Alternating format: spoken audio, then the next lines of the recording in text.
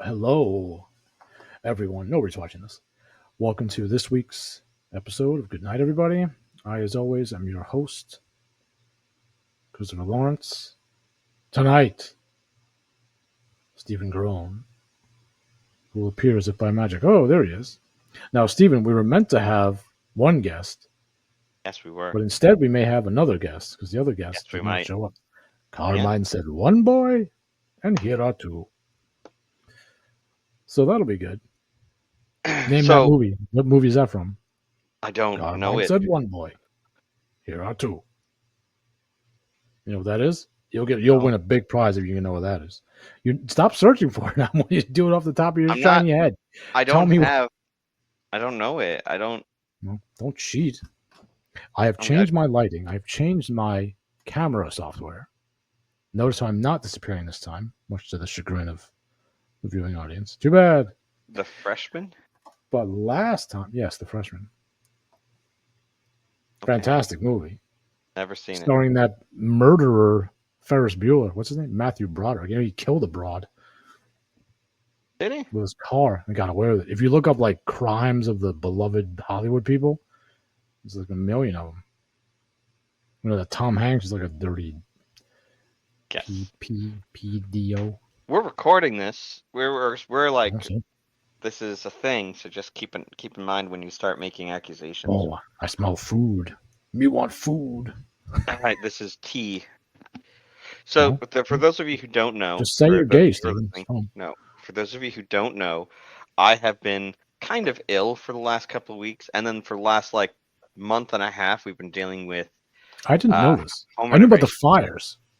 Yeah. But what are you sick with? You got the. Oh, it's allergy. It's just so what happens is here in Arizona, we get dust storms, and when you get dust storms, it kicks all sorts of crazy allergen stuff into the air, which is great for plants because that's how they pollinate. But it's not good for me. Oh, we've got someone. So this is our surprise special guest. I'm going to bring him on. Yes. Okay. There he is. Well, look, you guys are really cutting into my She Wrote time. Paul, I told him not to bother you, Paul. He went rogue. Well, yeah. I mean, I don't know. Well, my wife will have to finish the episode. You watch Murder, She Wrote? What? You watch Murder, She Wrote? No, we don't really. That was just a joke. It kind of tells you how. I mean, it's very late here. I don't know, you guys. I don't know, but he did it, Paul. He did it. Okay, it wasn't me. Well, Chris, he booked some guy, right? I did. Yeah, random guy. And this guy, I never heard of him. Okay, and this guy did not show up. So all of a sudden, this is what Steven says. Oh, I just messaged Paul Rugg. So well, nobody told you to do that. Leave Paul alone. Well, here I am, and. So what? What are we talking about? We're just chatting, actually. We're just having a good time. He was telling me about his latest maladies. Oh, yeah. So Mr. Rugg, you remember my house. You saw my house, this is right? Therapy. No, I've never been to your house. No, you've never been. That's right, because you didn't come this year where we had dinner at my house. Well, right. My house caught on fire twice this year. No, it was more than that. No, it's only the two times that it caught on fire. I mean, it definitely caught fire. That was last year. The other fire was last year. There was the soup. That was pudding. There was the electrical. We made a plum pudding that caught on fire on Christmas Day. That was different.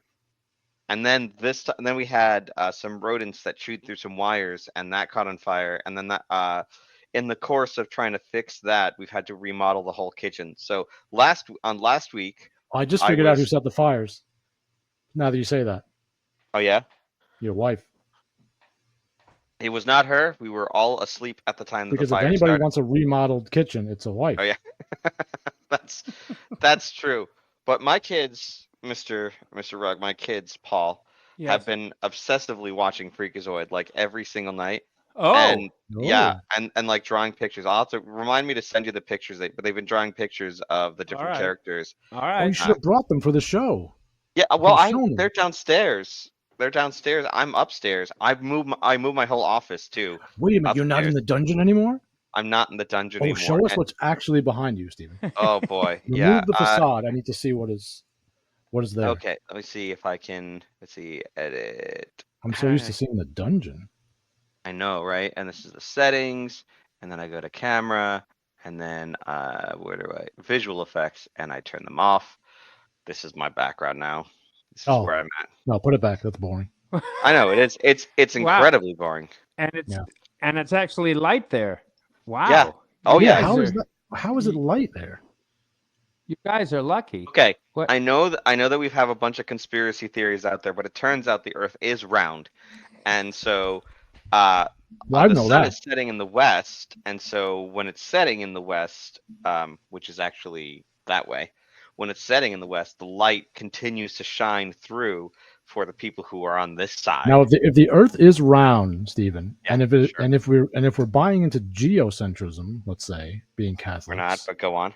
east and west and north and south are relative to what? I go with magnetic poles. Okay, You know what? but how do you know which one is up? Because the Uh, Australians, you're upside down, No, the Australians and it's are prejudiced upset. of you to say otherwise. No, that's not a thing. That's not how Yeah. it works. It's not That's prejudice. directional prejudice. What's prejudice against the Australians is talking about Saying drop they're all a bears. bunch of dirty convicts. Well, that's also prejudice against the Australians. You know there's that old joke about the guy that wants to emigrate to Australia, and when he's at the border and they're checking him through, seeing if he can come across. Well, it's not across because it's an island, Sure. but whatever. But Customs. the guy says, the immigration officer says, "Sir, have you ever been in prison?" And the guy says, "Oh no, is that still a requirement to get in here?" There was Paul. It kind of reminds you. You remember Jolly Wee Hawkins Airlines from Jerry Lewis's Cracking Up? Yes. And then he gets on and they're like, "Do you have a gun?" Like, "No." Oh, they start laughing. He's like, "You want to buy one?" And he pulls out a case of guns to give to Jerry Lewis. Yeah. How old is that movie? That's like. Oh my goodness, that's was got to like be from the '60s at least. No, hardly working. I think I think it was the late 70s or early 80s. Oh wow, actually no, 1983. Okay, There you go. never Thank you mind. very much. Oh. I know my Jerry Lewis lore, and there's one very funny bit in that, and after that the movie is El Stinko. But it's I think it's the opening scene where he's with a psychiatrist. Oh, he's trying to sit on the chairs. And all of the chairs are like vinyl and rubbery, so it's a really fun sound. It makes a rubbing sound and keeps sliding off. But Yeah.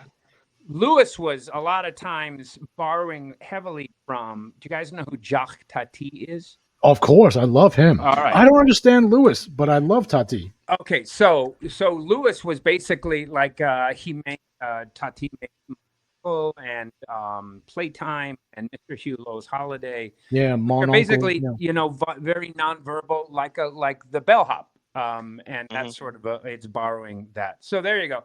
For those of you in the audience, you should look up Jacques Tati and definitely look up Playtime. Yes, Playtime. If you've got 3.5 hours to spend and you're thinking of drinking, you could put those two ideas into one. Yeah, I love Criterion put out a wonderful collection of his work that I wish I could afford to buy, but it's like a beautiful edition of all the Tati stuff, a box set. Yeah, we actually watched Mr. Hulot's Holiday. My son-in-law had never seen Jacques Tati, but I said we really got to prep you for playtime. So that's what we're gonna do. So, Steve, you should actually watch Playtime. Yeah, you really should. Yeah. Do you think that he had any influence on Mr. Bean? Probably. Maybe that sort of physical comedy. Yeah, largely nonverbal and where you just sort of let the bit play out. Maybe. I mean, it was funny. We were watching some Mr. Bean. I was teaching a class a couple years ago, and interestingly enough, Mr. Bean, you know what like a master shot is, and then a close up and all that stuff. And most of the time, Mr. Bean always played in a master shot, a wide shot. Yeah, that's true. And it very rarely, and sometimes it would go in for close up on his face, but otherwise it was like a. There you go. That's two information that I'm giving you, and I'm it's close to my bedtime. So, but I appreciate it. yeah, it's all right. Yeah. It's all right. I have to check in with wife soon about Go ahead. Sorry. Beat may be more in the Harold Lloyd kind of tradition, right? Or the Yeah. And if again, if your audience would love to laugh a lot, you can beat. But You're kind of Oh, he's breaking up a breaking up. little bit. Breaking up. Hey, no, Uh-oh. can you hear me now? A little bit. A little bit. No. Well, everything here is fine. There you go. Okay. All right. Whatever it is, it's Steven's fault somehow. Yeah. Watch The General. Yes, You know what I- definitely. What I think is really Yeah, Keaton. what really great about Mr. Bean, what's really interesting is I that think Keaton is the best of the big three. I have to say. I mean, I think he's better than Lloyd, and I think he's better than Chaplin. I just happen to like Keaton the best.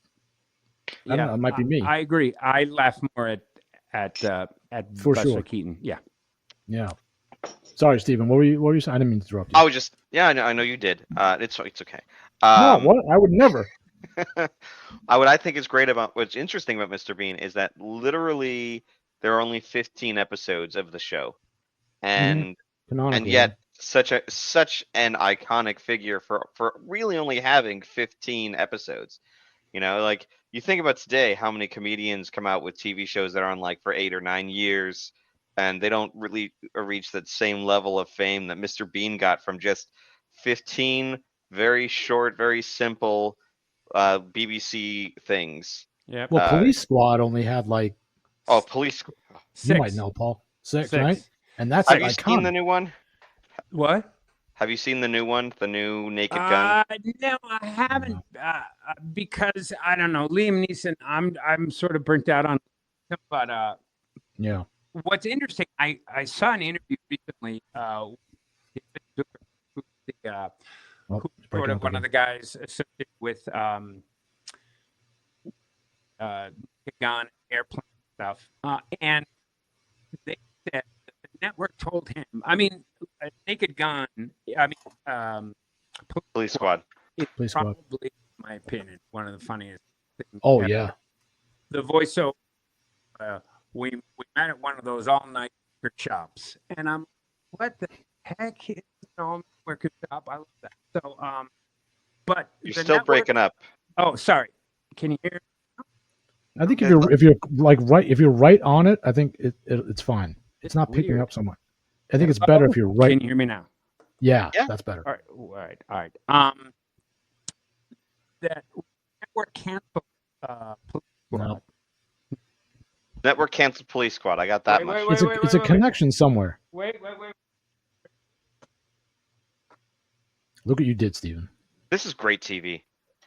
This is one of the great comic talents of our age. No, you bother him with no notice. Then you. Paul Rugg is one of the great comic geniuses of our time, and he's going to come in here and be. I'm agreeing with you, and he's going to come in here and be like, no, I'm not, because there's so many other people who were so much more. Well, he's responsible for my success, and also, but no, he's one of the greatest comic geniuses of our time. Yeah, of course.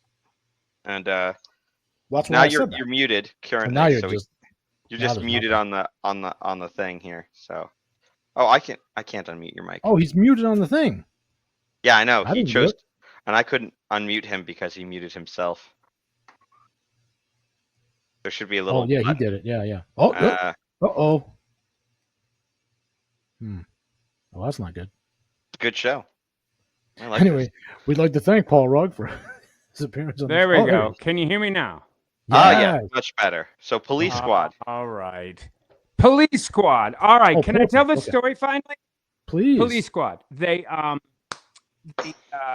canceled them, but they said, look, the reason we're canceling you is because watching Police Squad requires too much effort on the part of the viewer. Like, they actually have to watch.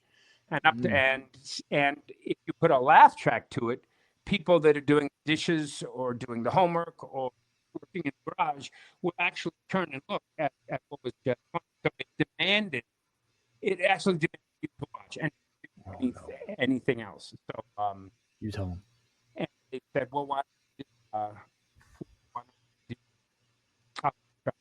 no, that was We got now most it's of the weird. story. We got oh most of the no, story. what's happening? I don't know. I don't know what to do about it. But I'll it's come back. But I'm Okay. gonna leave. I'll come All back. right. We'll be you know here. what? There was so Angie Tribeca. Steven, If you've ever damn seen it. that Look what show. you did. I know. What'd If you you've say? ever Angie seen who? Angie Tribeca is a show. Steve No, I'm not Carell and watching his that. wife. No, I'm not watching that. Steve Carell and his wife produced it. The first season Yeah, is after he was done probably bailing out Black Lives Matter, is that when he produced it? no. He So did that, by the way. Do you know this? I'm sure there's some stuff there. I'm just saying Well, from that a took me comedic aback a little perspective. bit, actually. That he just seemed like, because a lot of times, you know what I say? A lot of these famous people, what they should say is nothing. Mhm. Like Keanu Reeves, I have no idea what Keanu Reeves' beliefs are politically. I can enjoy a Keanu Reeves film, but when they come out constantly and badger me with like, you know, blah, blah, blah, equality or whatever, women voting, I'm like, it lingers in the mind, in the synapses, and Well, I try then not to learn too much about why comedians. try not to learn too much about anything, Oh, which is a general good rule. The less you learn, the happier you'll be about anything. Is it Oh, working now? oh it yeah, seems to not be. much better. All right. I didn't do anything. I didn't Oh, this change is a thing. great.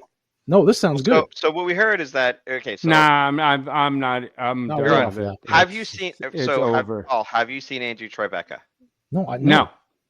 No, you should. It's a no, spiritual successor no, to no. Police Oh, Squad. you told me about this, and you know what I did? I watched some clips, and it was awful. No, you got to watch the show. Just like Police Squad. If you It- just watch a clip, it's going to seem a little weird. But if you no, it's watch not. the If you like, watch a clip of Police Squad, it's hilariously funny. I'm just saying, In fact, you got to sometimes you can watch. only take it in clips because the amount of breath work it requires laughing at a full episode of Police. I'm serious. I watched. So Andrew Tribeca, which Yeah, but is you like the was Mentalist. written by the same by Steve Carell and his wife. They produced the show. It has a moment in television that I literally fell off my chair laughing at the moment. And I don't want to spoil it, but it's in the first season. The first season's gold. The second season's a little weird, but still good. And then the third and fourth season are just bad. But if you watch the first and second season of Andrew Tribeca, it's hilarious. And it harkens back No, it's not. to the Zucker and Abrams style of comedy. It's a You know what I just spiritual rewatched the first reboot. 3 seasons of? 30 Rock. That holds up. Yeah, it That does. really That's a holds good up. show. That's good stuff. What are you watching, Paul? Nothing. Nothing. I honestly we watch a bunch of old movies. That's about That's it. what I'm mostly. We used to get into like, binge watching various things, and now I It's guess great. nothing holds my attention anymore. Yeah, me neither. So You didn't have a great attention span to begin with. That's why that's Freakazoid was so great. That's actually Mm. true. But yeah, it just sort of like, I don't think there's anything out there that pleases me that I really want to watch. So frankly, watching cat videos is fine sometimes, and Mhm. Okay. watching daily dose of internet is also fine. Oh yeah, that's very addicting. Yeah, But Can I find that there's it's hard to me to get excited about anything on. no, I don't watch anything new. I mostly watch. You know what? Actually, Paul, you know what I just got? I ordered back to back the box set of Green Acres Oh yeah. and the box Place set for me. of the Adams Family, the TV show, the Yeah. original. John, Uh, fantastic stuff. You know what's Fantastic. funny about Green Acres? And it was on when I was a kid, so I was like, oh yeah, whatever. Sometimes it'll come up on our Prime feed, say, watch Green Acres now, and I'll go, Maria, my wife. It's not just some Maria person; it's my wife. I'll say, can we watch a little bit of Green Acres? And she'll be like, maybe 5 minutes. But what's so great about it is everybody is so doggone committed to every moment in that series. You've got Eddie Albert and then Zsa Zsa Gabor, and they're all Yeah. just no. Is it Ava? It's Ava. Yeah. Ava. So Ava, and then Ebb, Eb. and Mr. Haney, and it's just Yeah. like everyone is at 100%, and it's the dumbest show ever. And the backgrounds are really bad. You can sometimes see the fabric move. Oh, but, terrible, especially in the HD now. Yeah. Yeah, but it's really fun. I so think good. someone should make something like that again. And it gets weirder than people remember. Yeah. But it's really, what I do. I appreciate the commitment. In fact, bringing up 30 Rock again, some of my favorite scenes on 30 Rock are Chris Parnell as Dr. Spaceman. Because Parnell is more committed to everything than maybe anybody in modern comedy. He's just 1,000. People just say, "Oh, Will Ferrell commits." No, Will Ferrell is loud. Parnell is committed, and it just makes his performances so funny because you forget it's him. Dr. Spaceman is awesome. You have to give props to, Tracy Morgan. You have to give props. Of course. But he always plays Tracy Morgan, which is fine. Right, when that show works really well, disappears into the character. Right, like Tracy Morgan plays Tracy Morgan in that show, in so much that that I think his name is still Tracy in the show. It's Tracy Jordan. Yeah, Tracy Jordan. Yeah, but like Tracy Morgan plays Tracy Morgan, but he plays it so well and straight. Like I'm an idiot type deal. Like there's a one scene where he's talking about like your son falls into a quarry, and then your wife yells at you because your son is falling into a quarry. Yeah. And it's just such a great bit. That is a good show. For a brief window of time, Tina Fey was on the trajectory to be on the Mount Rushmore of female comedy writers. A lot of her stuff has fallen off since then, but the era where she was at her peak on SNL, and then 30 Rock, and then Mean Girls is just a trifecta of really smart, good, funny, self-deprecating writing from her. But now I tried to watch some of her latest show, and it's just not. I think I never remember the name of it. The thing is like Mean Girls was written well because it was written by a woman for a female audience. But it's so good. It is good. But like whenever they try to make show like 30 Rock is good because it's just her telling stories of the experience of working on SNL, right? And all the writing stuff. But like most modern writing is try to write to everyone, but also no one at the same time. Like they have this caricature of a person that they want to watch their show. Well, she gets everyone's voice. Like she writes for their strengths. Right. Like, as much as Baldwin is a lunatic in real life, he's so good on that show. And he's always been very funny, actually. Like he was one of my favorite hosts on SNL forever. Like he was really good. And he's perfect on there. He commits too. The only problem is that like he let his politics get ahead of him so much. It sucks all the joy out of it. Well, yeah, because you can't hate a person that you're doing an impression of, right? If you hate the person, then somebody said that famously. I can't. Yeah, I know it was Martin Short. He was doing an interview, and he was saying the problem with Alec Baldwin's Donald Trump is that he hates him. And you can't hate someone doing an impression of because that hate oozes out into the performance, and it's not funny. It's just mean. Yeah. Like when Paul does an impression of me, it's just mean.